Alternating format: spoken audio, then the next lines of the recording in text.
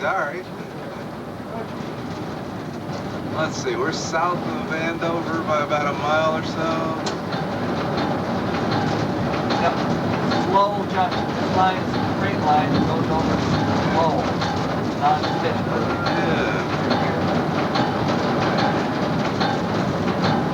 And the next signal will be going over to Wildcat, where the Guilford's dispatching in.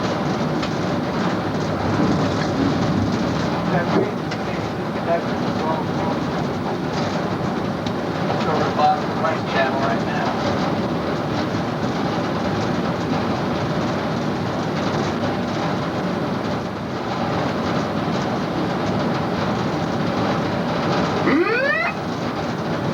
There's a lot over here on the right. Every once in a while they get a tank car in here. I don't know what they make there, if it's razors or shaving cream or whatever it is.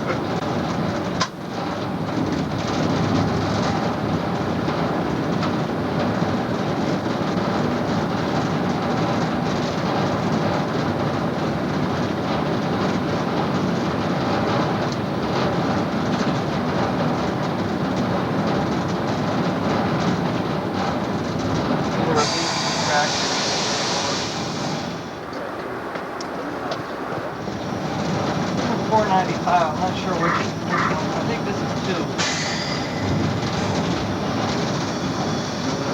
I don't know. There's the road for 125. I'm not sure which highway that is. I think it's 2 though. No, it's not 2. It might be 93. That's, I don't know, we're in Massachusetts, so... It might be 93 or 128. No, that's 2, isn't it? Or 3.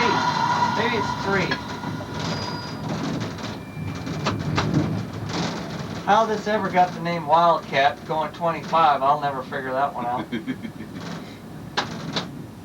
And you know, it's not because of the track either. No. No, it's...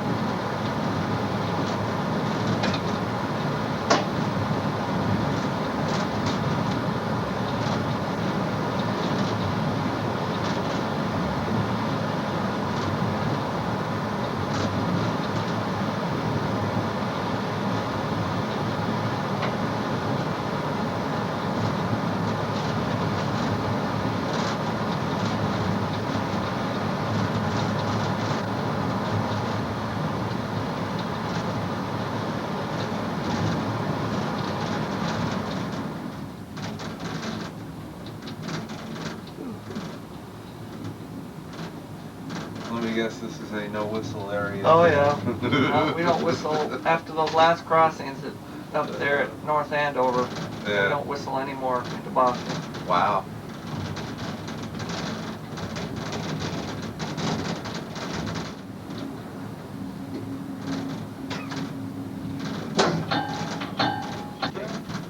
I miss my old Sony turntable though because it played 78. The one I've got now is only 33 and 45. Try and find one today. I bought a needle for that. I figured, first of all, I went into Radio Shack to get a replacement cartridge for it because the other one, it didn't survive our move very well. And so I figured, okay, we couldn't find the exact one because it's not made anymore. Yeah. And Boston West entering Wilmington. Oh, medium approach, medium. Well. And I went in there to look for, so they had the special order. I took my cartridge in there. You can't just buy the needle. Of course not. It was so we found one that was fairly close. I said, well, we'll have to order it. I'll go ahead and order it. How much is that going to be? $65. $65. Oh, it's crying time again. I said, man, no wonder they're, Why is it? You know, this country... Because nobody's buying them anymore. Forced obsolescence. Oh, yeah. The CNS 908, it came in reverse, over.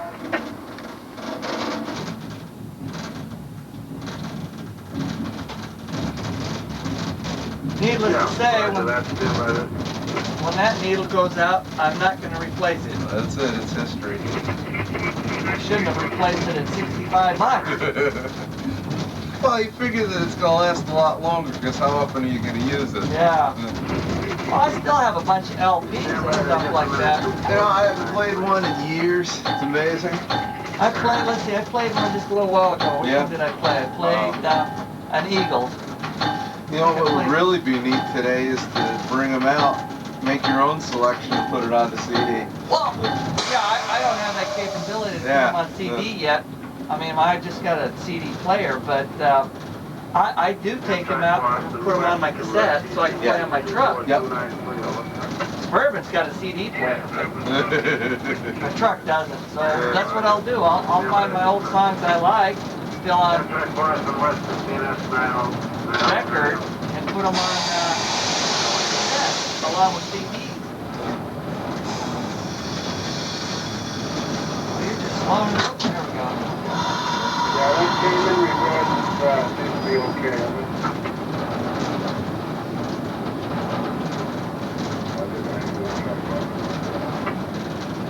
Track on the right of us, the number 2 track, is rough as all get out. This is the high-speed track on this side, so I'm glad they left us on this track. High speed, 5 miles an hour faster than my right track.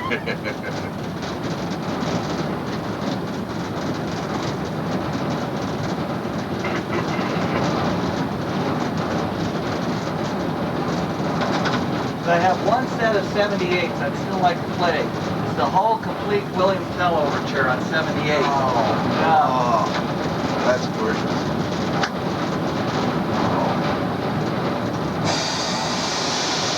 I can't play it anymore. I don't have anything to play it on. Track bars and west of 49 over. Anderson, RTC. Your Logan connector right here. 293 that's probably on number 1 track, number C, north, that's the overlook track.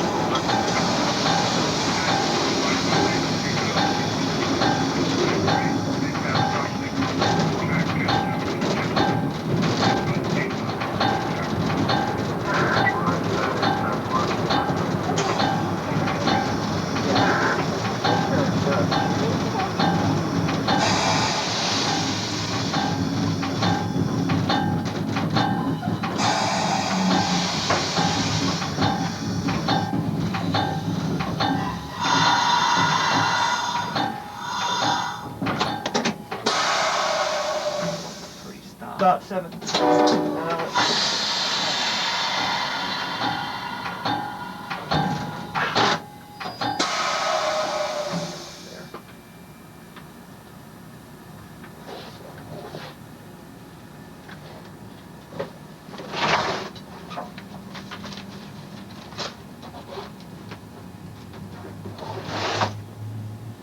Keeps us lined up. We'll be in at about 11:28.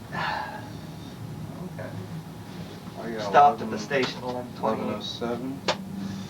Is that close to what you have? I got 11:07. Yeah, it's 11:08 and 30 right now. I have to check my watch every week, so I check it with the Naval Observatory time. There you go. Yep.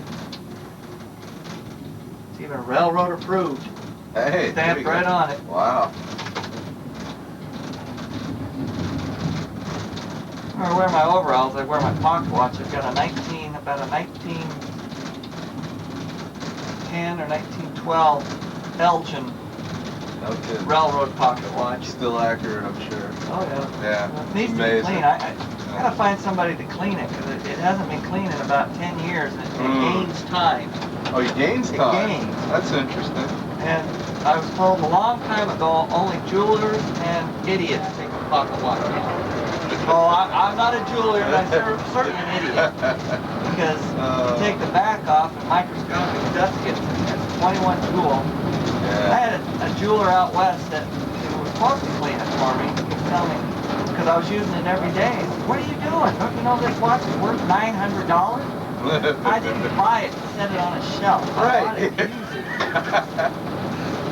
But it's lever set. You have to take the front cover off and set the tie. It's an actual railroad watch. You know, like this, it's got white, black numbers. Right, tonight you clear the 221, and you're on the Wolverine track. Hurry up, we're coming.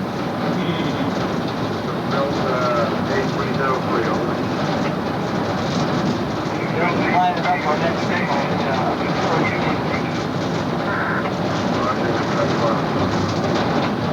This guy. Normal dispatch.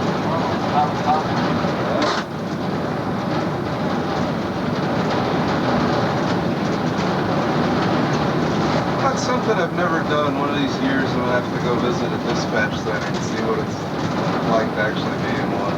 I almost was a dispatcher for the Montana Rail Link at the first meeting. It's got us lined up to it. Line that baby up. Things need to go to clear. Line it up. Come on. Nope. Get it working right there. Up in Missoula, Montana, I was going to be a dispatcher up there. I was afraid I'd be knocking on the door saying I needed to go back to train service. I watched those guys. They had while I was there, they had the computer fail. Oh, man. And those guys, you know, they just handle it. But that kind of thing drives you crazy.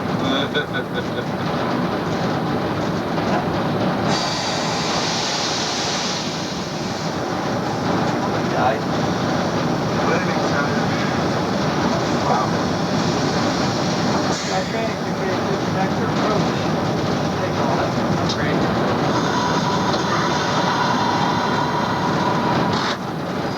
Waited for me. Tommy Coughlin would have had that one. Very.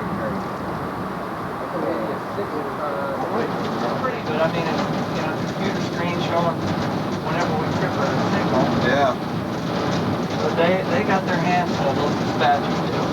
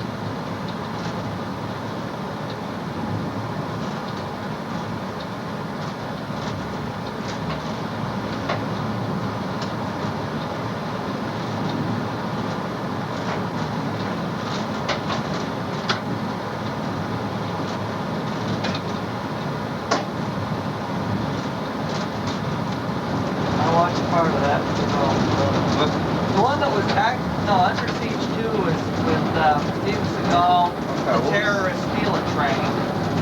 Actually, that one with George Clooney and Nicole Kidman, where he hijacked the train. Is that what you're talking about? No, I've never seen that one. Let's see, what's the name of that? Peacekeeper? But the one I'm thinking of with Seagal is they stop the train with torpedoes and a flag, a red flag. Yes.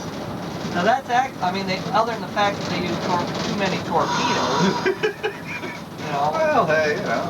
But that was Gotta make it look good for the movie. Yeah.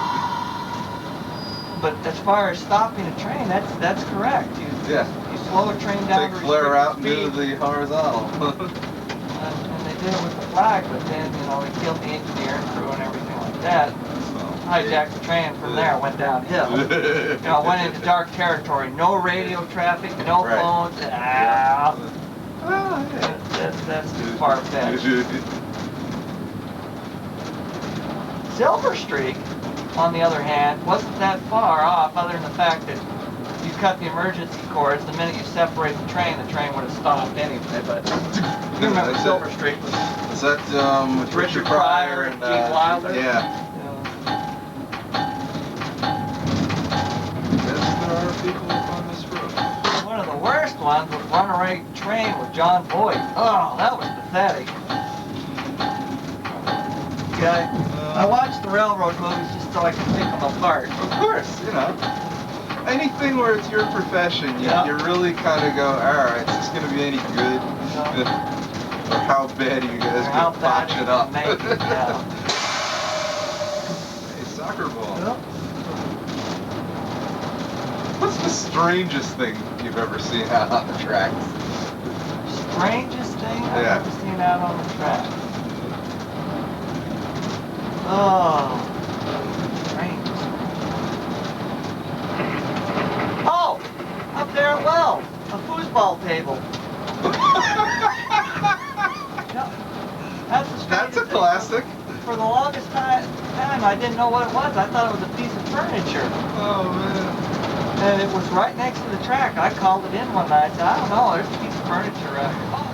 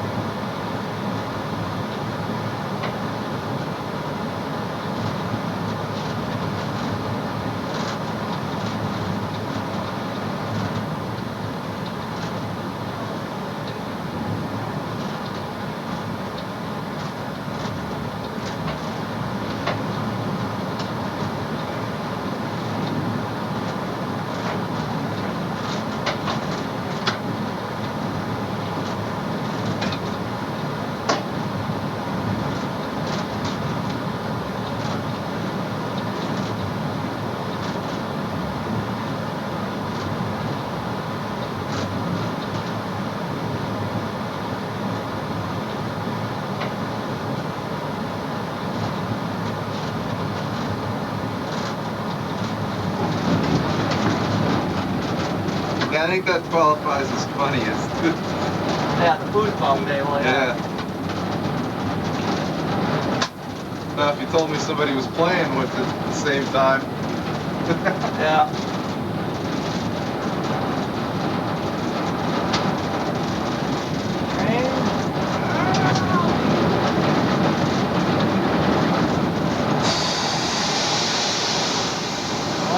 I'm out at Tower A waiting for the Pittsburgh train to get out of the way.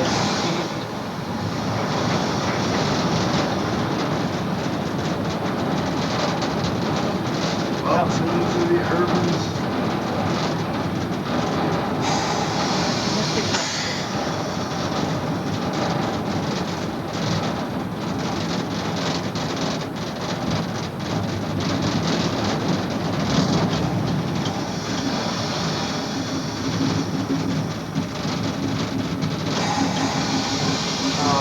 don't care if I ever fly again.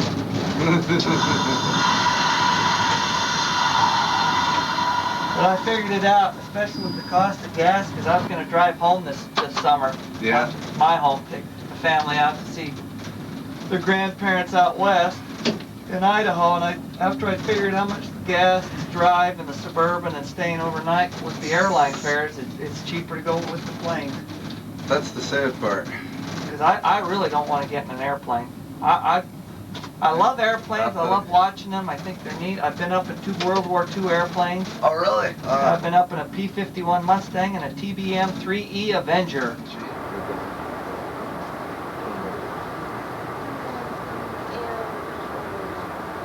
He's driving. See over there? Which one's the credential? Credential is the credential or credential right there.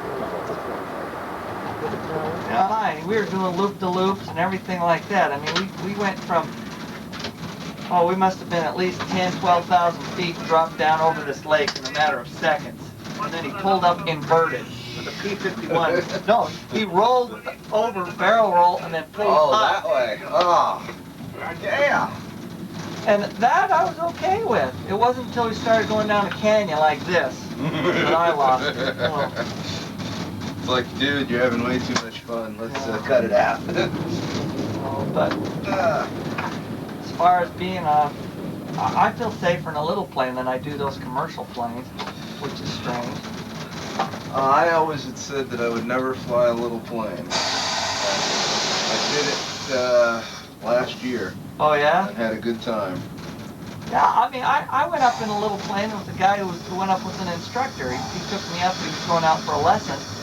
And we caught Idaho Falls, Idaho has some of the worst turbulence. It's one of the hardest airports to land at.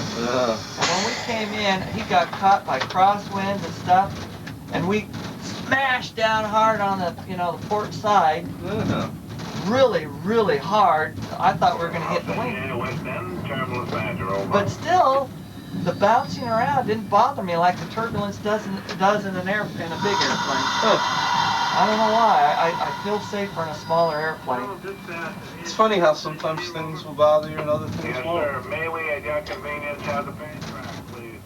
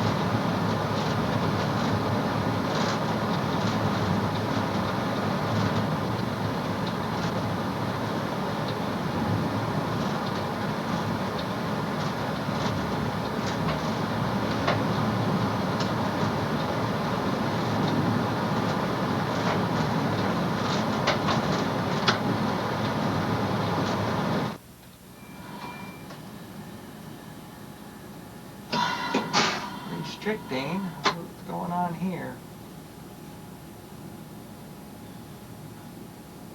Welcome to the big dump. I mean, dig. Yep.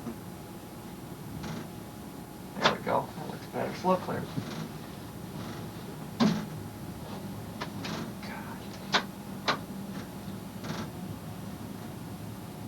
amazing. And the bridge bridge still not going to be open for another 2 years. Is that how long it's gonna be? Shit. And they found cracks in it. Of course, the designer said, "Oh, that's normal." They've had to fix the bridge, so it hasn't even been used yet. Oh, The man. stuff beside you looks like they're on the bridge, but they're on the path. They're on the off ramp. They're not. They're not using the bridge. The bridge is not going to be open for another 2 years. What a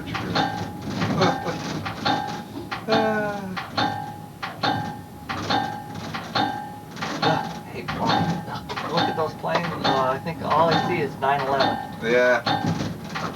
Well, the funniest part's we don't see that many planes. I was here. I was here when 9/11. Down here? Yeah, I got in on a train. We'd heard that the first tower had hit, came in here. We were watching the TV, and they're right before our eyes. The second one gets hit, and then I just watched them both collapse. Jeez. After that, I got on the T. Very little is said in the press about how Amtrak honored plane tickets, how Amtrak was up and running within 2 hours after that. Wow. The T ran solid trains out of here, Keep extra moving. trains, no charge, just to get Wow. people out of the city. Huh. But does the press ever say anything about that? No.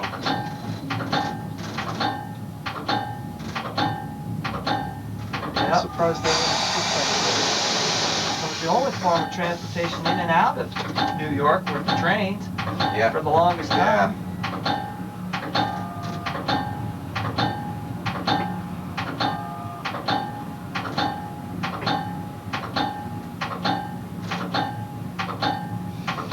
Nuke 'em. I like that license plate. Good for him. Nuke M. Somebody with a good sense of humor. Yep. Especially in New Hampshire, having to pay for a personalized license plate.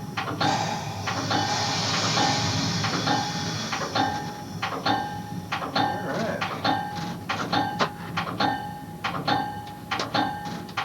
This one off. I leave everything where I've got it, right? Well, we're going to be at the other end. Yeah. If you want to go get something to eat or whatever, we're going to be at the other end.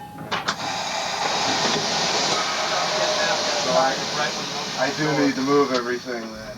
Thank you for watching this episode of Train Time.